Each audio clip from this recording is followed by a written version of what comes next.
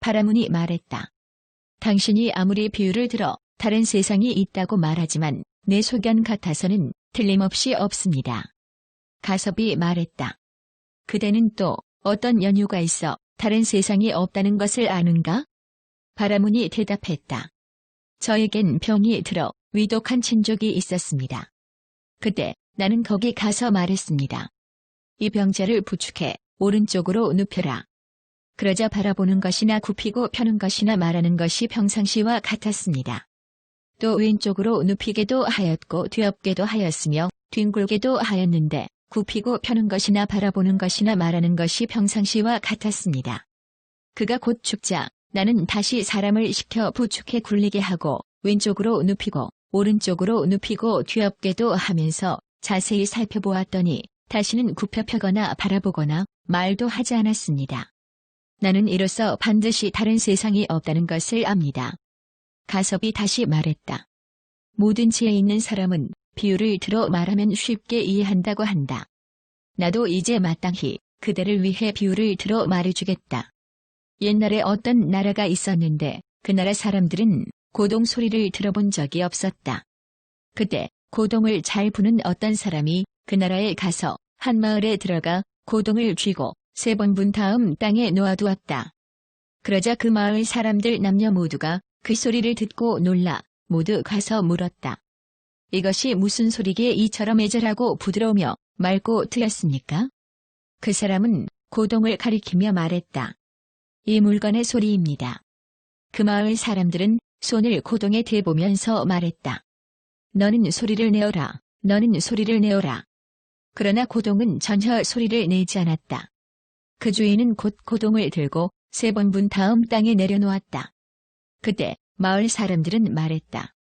전에 그 아름다운 소리는 이 고동의 힘이 아니라 손이 있고 입이 있고 기운이 있어서 그것을 분 뒤에야 비로소 고동이 우는구나.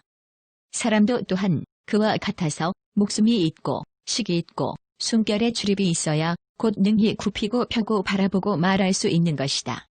목숨이 없고 식이 없고 출입하는 숨결이 없으면 곧 굽히고 펴고 바라보고 말할 수 없다. 또 바라문에게 말했다. 그대는 이제 마땅히 이 사악한 소견을 버리고 긴긴 어둠 속에서 스스로 고뇌를 더하지 말라. 바라문이 말했다. 나는 버릴 수 없습니다. 왜냐하면 저는 나면서부터 지금까지 긴긴 어둠 속에서 외우고 익혀 굳어졌기 때문입니다. 그러니 어떻게 버리겠습니까? 가섭이 다시 말했다.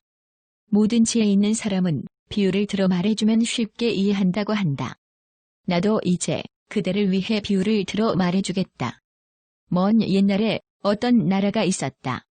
그 땅은 변방에 있었고 백성들은 피폐하였다. 그 나라에 2사람이 있었는데 한 사람은 지혜롭고 다른 한 사람은 어리석었다. 그들이 서로 말했다. 나는 당신의 친구여, 우리 함께 성을 나가 짝이 되어 재물을 구해봅시다.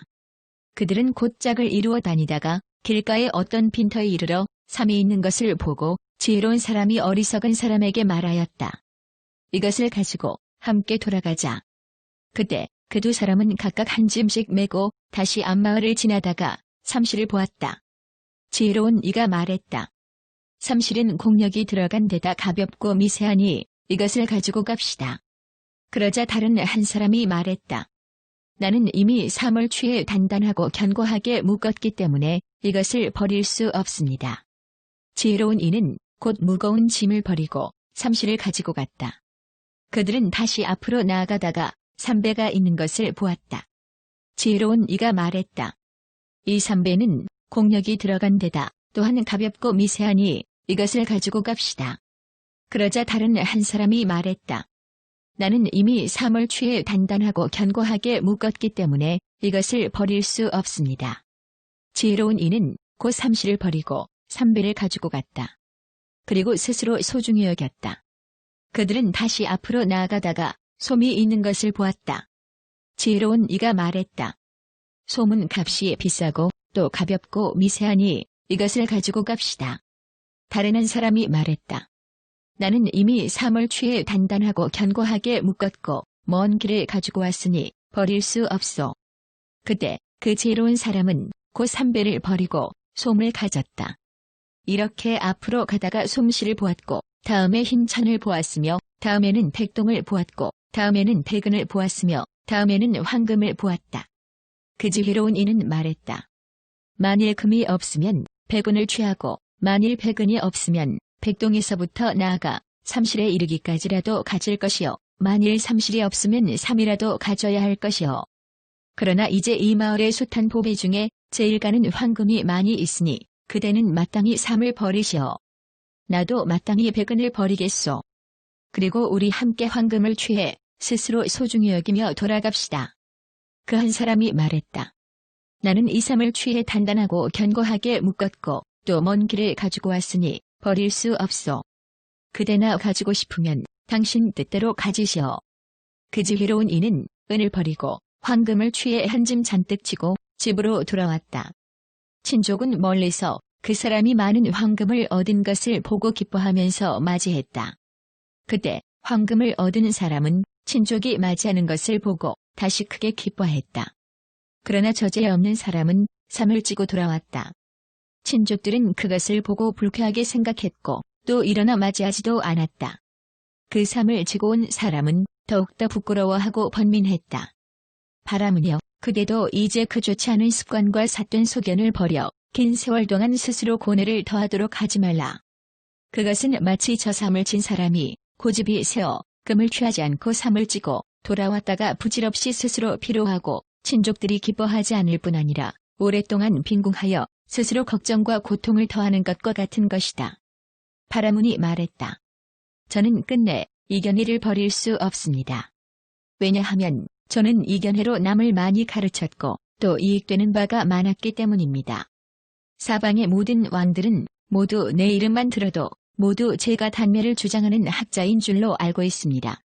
가섭이 다시 말했다. 모든 지혜 있는 사람은 비유를 들어 말하면 잘 이해한다고 한다. 나도 이제 다시 그대를 위하여 비유를 들어 말해주겠다. 오랜 옛날에 어떤 국토가 있었는데 그 국토는 변방에 있었고 백성들은 피폐하였다. 그때 천대의 수레를 끌고 상인들이 그 국토를 지나가고 있었는데 물과 곡식과 땔감을 자급할 수가 없었다. 그때 상인의 우두머리가 생각했다. 우리 일행은 사람은 많고 물과 곡식과 땔감은 자급할 수가 없으니 이제 차라리 두 패로 가르자. 그래하여 그 한 무리는 먼저 출발했다.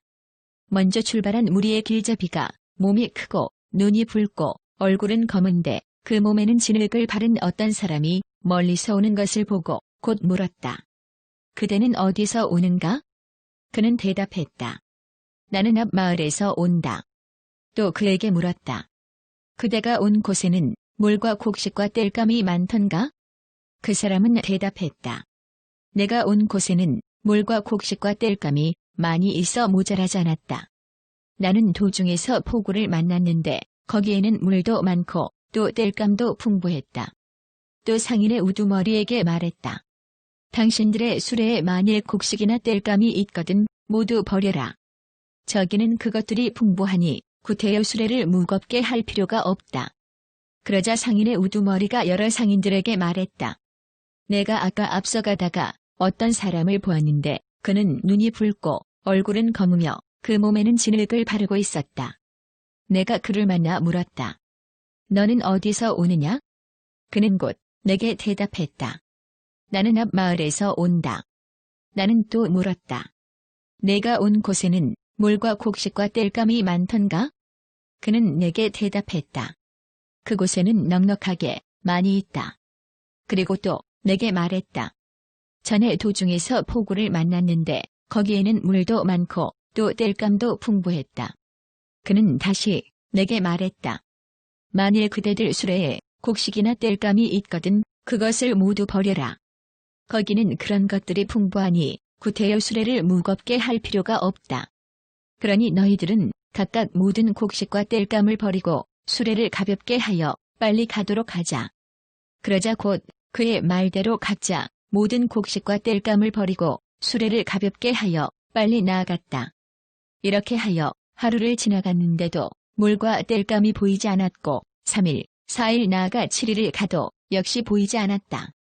그때 상인들은 넓은 늪에서 헤매다가 귀신에게 잡혀 먹혔다. 그 뒤에 다른 한 무리가 또 길을 떠났는데 그 상인들의 우두머리가 또 어떤 사람을 보았다. 눈은 붉고 얼굴은 검으며 그 몸은 진흙으로 발랐다. 그를 만나자 물었다. 너는 어디서 오느냐? 그 사람은 대답했다. 앞마을에서 온다. 또 물었다. 내가 온 곳에는 물과 곡식과 땔감이 많던가? 그 사람은 대답했다. 매우 많았다. 그는 또 상인 우두머리에게 말했다. 나는 도중에서 포구를 만났는데 거기에는 물도 많고 땔감도 풍부했다. 그리고 또 상인 우두머리에게 말했다. 만일 그대들의 수레 위에 곡식이나 땔감이 있거든 그것들을 모두 버려라. 거기에는 그런 것들이 풍부하니 구태여 수레를 무겁게 할 필요가 없다. 그때 상인 우두머리는 돌아와 모든 상인들에게 말했다. 내가 아까 앞서 가다가 어떤 사람을 만났는데 그는 내게 이런 말을 했다. 만일 그대들의 수레 위에 곡식이나 땔감이 있거든 모두 버려라. 저기는 그런 것들이 풍부하니 구태여 수레를 무겁게 할 필요가 없다. 그때 상인 우두머리가 말했다. 너희들은 부디 곡식이나 땔감을 버리지 말라. 모름지기 새 것을 얻은 뒤에 그것을 버리는 것이 좋을 것이다. 왜냐하면 새 것과 묵은 것이 서로 연이어진 뒤에라야 비로소 이 광야를 건널 수 있기 때문이다. 그래서 2일, 3일 나아가 7일 동안 그 상인들은 무거운 수레를 끌고 갔다. 이렇게 하루를 가도 물과 땔감은 보이지 않았고 2일, 3일 나아가 7일을 가도 역시 보이지 않았다. 다만 귀신에게 먹힌 앞 사람들의 해골이 흩어져 있는 것만 보일 뿐이었다. 바라무녀, 저 눈이 붉고 얼굴이 검은 자는 나찰귀였다. 그대의 가르침을 따르는 모든 사람이 긴 세월 동안 고통을 받는 것도 또한 마땅히 저들과 같을 것이다. 앞에 떠난 상인들은 지혜가 없었기 때문에 길잡이의 말을 따랐다가 그 자신을 스스로 멸망시킨 것이다. 바라무녀, 열심히 정진하고 지혜가 있는 저사문 바라문들의 가르침을 받들어 행하면 곧 긴 세월 동안 안락을 얻을 것이다. 전하중의 상인 무리들은 지혜가 있었기 때문에 위험과 어려움을 면할 수 있었으니 바라무녀, 그대는 이제 차라리 그 악한 소견을 버려 긴 세월 동안 스스로 고뇌만 늘어나게 하지 말라. 바라문은 말했다. 저는 끝내 제 견해를 버릴 수 없습니다. 설령 어떤 사람이 와서 억지로 저에게 충고하더라도 제 분노만 살 뿐 저는 끝내 제 견해를 버리지 않을 것입니다. 가섭이 또 말했다. 모든 지혜 있는 사람은 비유를 들어 말해주면 쉽게 이해한다고 한다. 나도 이제 마땅히 그대를 위하여 다시 비유를 들어 말해주겠다. 오랜 옛날 어떤 나라가 있었는데 그 나라는 변방에 위치하고 있는 데다가 백성들마저 피폐하였다. 그때 돼지를 잘 기르는 어떤 사람이 있었는데 그는 다른 빈마을에 가다가 마른 똥이 있는 것을 보고 혼자 생각했다. 여기엔 똥이 흔한데 우리 돼지들은 굶주리고 있다. 나는 이제 이 마른 똥을 풀에 싸서 머리에 이고 가리라. 그는 곧 풀을 뜯어 똥을 싸서 머리에 이고 가는데 도중에 큰 비를 만나 똥물이 흘러내려 발꿈치에까지 이르렀다. 여러 사람들은 그것을 보고 다들 말했다. 미친 사람이로군. 똥을 발라 냄새를 풍기다니. 냄새나는 똥은 맑은 날에도 이고 가지 않아야 하겠거늘 하물며 비오는 날에 그것을 이고 가다니. 그러자 그 사람은 버럭 화를 내며 도리어 꾸짖었다. 너희들은 어리석어 우리 집 돼지가 굶는 것을 모른다. 너희들이 만일 그런 줄을 안다면 나를 어리석다고 말하지 못할 것이다. 바라무녀, 그대는 이제 그 나쁜 견해를 버려야 한다. 미혹된 생각을 고집하여 기나긴 세월 동안 고통을 받는 일이 없게 하라. 그대는 저 어리석은 자가똥을 이고 가는 것과 같다. 그는 여러 사람의 꾸지람을 듣고도 도리어 욕하고 꾸짖으면서 그들이 무지하다고 한다. 바라문이 가섭에게 말했다. 당신들이 만일 선을 행하면 하늘에 나게 되나니 죽는 것이 사는 것보다 낫다고 한다면 당신들은 마땅히 칼로서 스스로 목을 찌르던지 독약을 마시고 죽던지 혹은 몸을 5가지로 묶고 스스로 높은 벼랑에서 떨어지던지 해야 할 것입니다. 그런데 지금 삶을 탐하여 스스로 죽지 못하는 것을 보면 곧 죽는 것이 사는 것보다 낫지 않다는 것을 알 수 있습니다. 가섭은 다시 말했다. 모든 지혜 있는 사람은 비유를 들어 말하면 쉽게 이해한다고 한다. 나도 이제 또한 그대를 위하여 비유를 들어 말해주겠다. 옛날 이사파해촌에 한 범지키고 장숙이 있었는데 그의 나이 120살이었다. 그에게는 두 아내가 있었는데 한 명은 먼저 난 아들이 있었고 다른 한 명은 처음으로 아이를 베고 있었다. 그때 그 범지는 오래지 않아 목숨을 마쳤다. 그러자 그 큰 어머니의 아들이 작은 어머니에게 말하였다. 가지고 있는 재보는 모두 내게 주어야 마땅할 것이오. 당신의 몫은 없소. 그러자 작은 어머니가 말했다. 너는 내가 몸을 풀 때까지 잠시만 기다려라. 만일 아들을 낳거든 마땅히 재물을 나누어야 할 것이고 만일 딸을 낳거든 내가 장가들어 데리고 살면서 그 재물을 몽땅 가지거라. 그러나 전처의 아들은 은근히 2번, 3번 재물을 요구했고 작은 어머니는 처음과 같이 대답했다. 그 아들의 강압에 못 이겨 작은 어머니는 곧 예리한 칼로 스스로 자신의 배를 갈라 아들인가 딸인가를 알아보려고 했다. 다시 바라문에게 말했다. 그 어머니는 이렇게 자살함으로써 또 태아에게 해를 가했다. 바라문이여, 그대도 또한 그와 같다. 이미 자신을 죽이고 또 남을 죽이려 하고 있다. 만일 삼은 바라문이 꾸준히 힘써 선을 닦고 기덕을 두루 갖추어 이 세상에 오래 산다면 많은 이익을 주어 천상과 인간이 안락을 얻을 것이다. 나는 이제 마지막으로 그대를 위해 비유를 들어 말해서 마땅히 그대에게 나쁜 견해의 재앙을 알게 하리라. 옛날 이사파해촌에 구슬을 잘 다루는 두 제주꾼이 있었다. 그 두 사람이 제주를 다투어 한 사람이 이겼다. 그러자 진 사람이 이긴 사람에게 말했다. 오늘은 그만하고 내일 다시 시합하자. 진 사람은 곧 집으로 돌아가 놀이 구슬의 독약을 발랐다. 이튿날 그것을 가지고 이긴 사람에게 가서 말했다. 다시 제주를 겨뤄보자. 그리고 곧 앞으로 나아가 함께 놀았다. 그는 먼저 독약을 바른 구슬을 이긴 사람에게 주었고 이긴 사람은 곧 그것을 입에 물었다. 진 사람이 다시 구슬을 주자 그는 곧 입에 물었다. 그러자 그 독기가 온몸에 퍼져 몸이 떨렸다.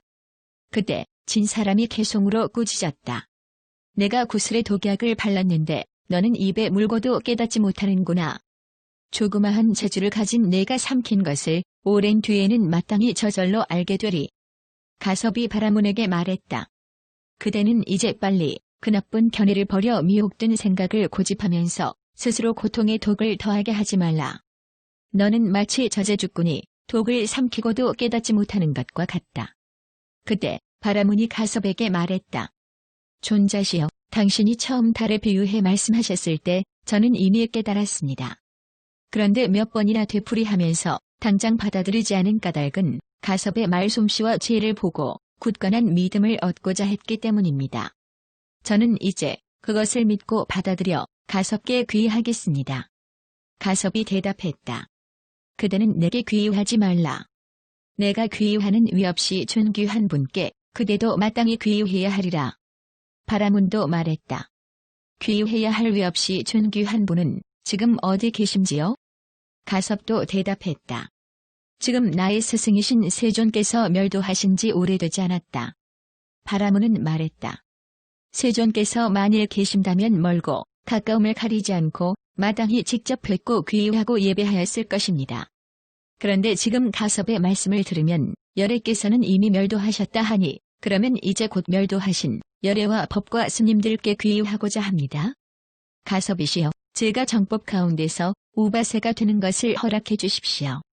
저는 지금부터 목숨이 다할 때까지 살생하지 않고 도둑질하지 않으며 간음하지 않고 속이지 않으며 술을 마시지 않고 또 나는 마땅히 일체 중생들에게 큰 보시를 하겠습니다. 가섭이 말했다.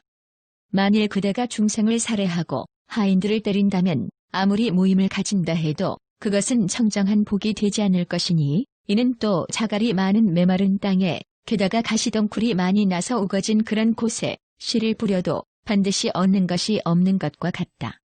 그대가 만일 중생을 살해하고 하인들을 때리면서 큰 모임을 열어 삿된 견해를 가진 대중에게 보시한다면 그것은 청정한 복이 아니다. 그러나 만일 그대가 크게 보시를 행하고 중생을 해치지 않으며 회초리로 종들을 때리지 않고 기쁘게 모임을 열어 청정한 대중에게 보시한다면 곧 큰 복을 거둘 것이다. 그것은 마치 좋은 밭에 때맞추어 종자를 뿌리면 반드시 그 열매를 얻는 것과 같다. 가섭이여, 저는 지금부터 항상 스님들께 청정한 보시를 행하되 단절되지 않게 하겠습니다. 그때 한 젊은 범지가 있었는데 이름을 마두라고 했다. 그는 폐숙이 뒤에 서 있었다. 폐숙이 그를 돌아보며 말했다. 나는 지금 일체 중생에게 큰 보시를 베풀고자 한다. 너는 마땅히 나를 위하여 경영하고 처리하라. 그때 젊은 범지는 폐숙이 말을 듣고 곧 큰 보시를 위해 경영하였고 그 일을 마치자 그는 이렇게 말했다. 폐숙이 금생이나 후생에 복의 과보를 얻지 않게 되기를 바라나이다. 그때 폐숙은 저 범지가 경영해 보시를 마치고 폐숙이 금생이나 후생에 복의 과보를 얻지 않게 되기를 바라나이다라고 하는 말을 듣고 그는 곧 범지에게 명령해 말했다. 내가 분명 그런 말을 했는가? 그는 대답했다. 그렇습니다. 진실로 그런 말을 했습니다. 왜냐하면 지금 베푼 음식은 모두 거칠고 떫고 아주 나쁜 것인데 그것을 스님들께 보시했기 때문입니다. 만일 그것을 왕께서 보셨다면 왕께서는 오히려 잠깐이라도 손을 대지 않았을 것인데 하물며 그것을 드시겠습니까? 현재 베푼 것은 기쁘고 즐거워할 만한 것이 못 되는데 무엇으로 말미암아 후세에 청정한 과보를 얻겠습니까? 왕께서는 스님의 옷을 보시할 때 순삼배로서 하였습니다. 만일 그것을 왕께서 보셨다면 왕께서는 오히려 잠깐이라도 발을 대지 않았을 것인데 하물며 그것을 직접 입으시겠습니까? 현재 보시한 것은 기쁘고 즐거워할 만한 것이 아닌데 무엇으로 말미암아 후세에 청정한 과보를 얻겠습니까? 그때 바람은 폐숙은 또 젊은 범지에게 말했다. 지금부터 너는 내가 먹는 음식, 내가 입는 옷으로 스님들께 보시하라. 그때 젊은 바람은 분부를 받고 곧 왕이 먹는 음식과 왕이 입는 옷으로 여러 스님들께 공양했고 그 범지는 이 청정한 보시를 행한 뒤 몸이 무너지고 목숨이 끝나서는 한 단계 하열한 하늘에 태어났다. 그리고 그 모임을 경영한 범지는 몸이 무너지고 목숨이 끝나고는 도리천에 태어났다. 이때 폐숙 바라문과 젊은 범지 및 사파해 존의 바라문, 거사들은 동료 가섭의 말을 듣고 기뻐하고 즐거워하며 받들어 행했다.